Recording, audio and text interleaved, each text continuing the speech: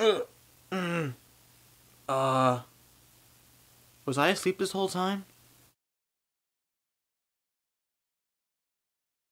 Hey everybody, welcome to MaffmanJones Movie Reviews. I'm your host, John Maffio, and today's featured film is The Hunger Games: Mockingjay Part 1, the first film in the two-film conclusion that will end the Hunger Games franchise forever and ever until prequels happen. But this one was directed by Francis Lawrence, who returns from Catching Fire. It stars the one and only Jennifer Lawrence, Donald Sutherland, Woody Harrelson, Liam Hemsworth, and many other actors, including Philip Seymour Hoffman. Rest in peace, God bless your soul.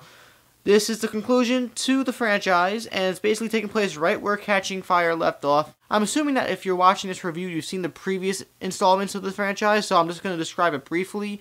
The district that Katniss, Gale, and Peeta lived in got destroyed, and there's a rebellion arising in all the districts against the capital, and given that this rebellion is starting to transpire for real, they need a Mockingjay or a leader to actually lead these people against President Snow, played by Donald Sutherland, and the Capitol, and that Mockingjay is Katniss Everdeen. Hunger Games has been weird, in my opinion. The first film is okay at best. I enjoyed it when I first saw it, but looking back, it's not that good of a movie.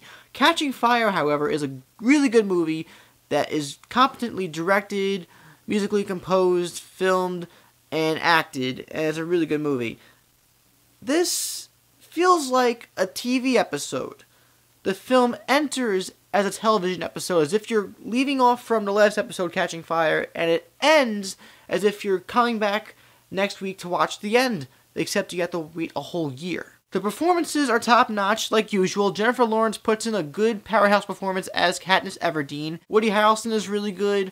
Surprisingly, Liam Hemsworth has more to do in this movie, and he's actually really good. Philip Seymour Hoffman, surprisingly, I didn't know he had that much of a role in this film, but he had a big, meaty role, and it makes me wonder how they're going to complete his role in the next movie, because he didn't finish his sequences. I was also impressed by Julianne Moore's role, and Julianne Moore is a veteran actress. She's been in a lot of movies in her career, but she has presence in this role too. In my opinion, she tends to pick a lot of forgettable roles these days, but this role wasn't forgettable, and she definitely brought her own aspect and style to this character. The film is directed by Francis Lawrence, who directed the previous movie, and he's going to direct the last movie, which is probably still in editing and post-production as we speak, and it's very competently directed. The direction is clearly going somewhere.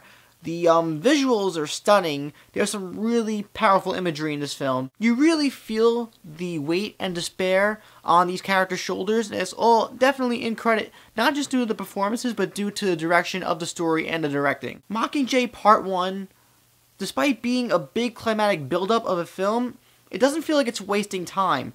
Every scene did feel important to the story. It felt like it was developing its characters, further developing its world, developing the story and the plot, which will eventually lead into some really crazy stuff happening in the final Part 2 film. I did not read a novel, or any of the novels, for Hunger Games. My girlfriend did, and she explained to me that after this film ends, the scene that this film concludes on, everything past it is pretty climatic and eventful. So I guess a lot's going to happen next year.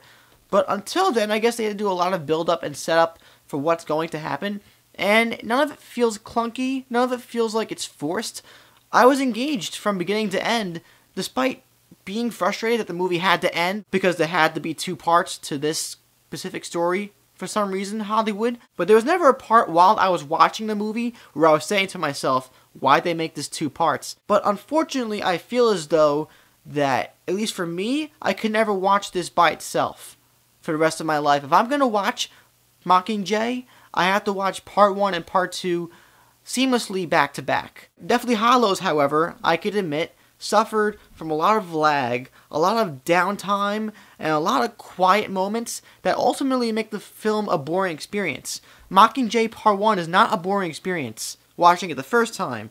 Maybe more times it could be if you watch it by itself, but as a film experience, watching it from beginning to end for the first time as a viewer who did not read the novels, I was engaged the entire time, never mundane, never boring. I was totally into what was happening. The film is very dark, it's brooding and gloomy, and extremely brutal in a violent sense, but it was also suspenseful. in moments. There are parts where I was on edge for our characters. There are moments where I was actually clinging to my breath, hoping that, there was some goodness, some lightness to come out of all this darkness. Despite the greedy reasons behind the Part 1 and Part 2 of this franchise, the film feels like it means well. But overall, Mockingjay is... I'm sorry, excuse me. Ow. My brain's malfunctioning. I've been doing these reviews for almost 3 years now, and I've always been able to complete my reviews for these movies, but for some reason, I feel like I don't have the requirements necessary to finish this review. And I'm trying to figure out why. I know why. The answer to everything. Everything I need to finish this review. It's not here. Excuse me one